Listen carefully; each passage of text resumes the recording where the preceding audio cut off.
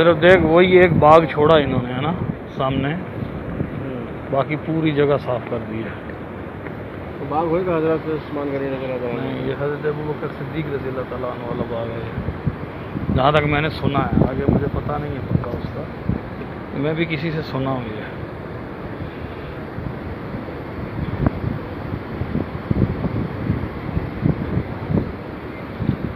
नमाज इश्क करेंगे अदा मदीने में।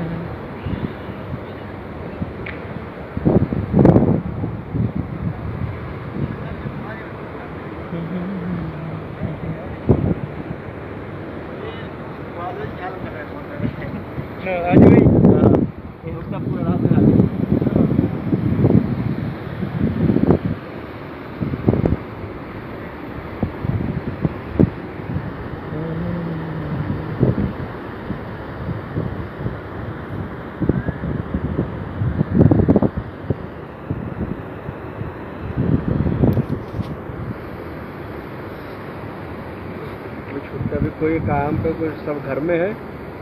बेगम भी एक से एक आइटम बनाई जा रही है और लोग जो है ना, कभी बेगम में भी कल बनाए थे नूडल्स। खाओ खाओ खाओ पराठे के साथ में।